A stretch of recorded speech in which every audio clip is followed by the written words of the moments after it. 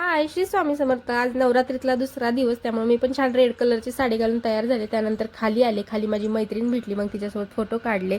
एवढं तयार झालं फोटो तर बनताही आहे ना. त्यानंतर आम्ही मंदिरात आलो. मंदिरात बघा किती छान रांगोळी काढलेली, देवी ब्रह्मचारिणी म्हणून.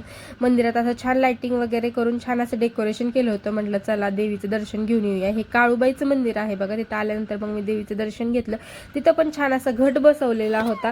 मग देवीचं दर्शन घेतल्यानंतर परत मी घरी आले. गोपी झोपली होती, मग त्यामुळे गोपीला काय नेलं नव्हतं, म्हणून मग गोपीसोबत फोटो काढले. म्हटलं गोपीच्या पप्पाला म्हटलं तुम्हीही फोटो काढा माझ्यासोबत. ते म्हणजे तू एवढी सजून धजून तयार आणि मी असा, म्हणून ते काढत नव्हते, हसत होते. मग मला म्हटले बायको तुझ्यासाठी मी आज खिचडी बनवतो, म्हटले तुला आज आराम. असं म्हटल्यानंतर मला पण छान वाटलं. मला तर आधी वाटलं मजाकच करताय, पण नाही, त्यांनी खरंच माझ्यासाठी छान खिचडी बनवली.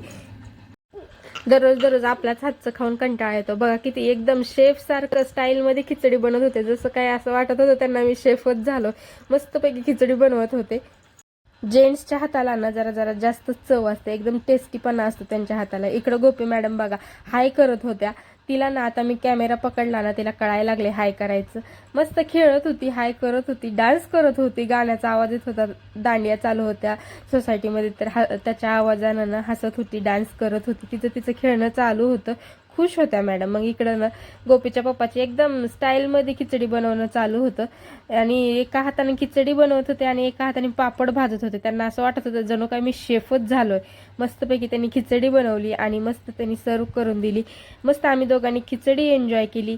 असा होता माझा आजचा दिवस. तर भेटूया उद्याच्या नवीन ब्लॉगमध्ये. चला तर बाय बाय.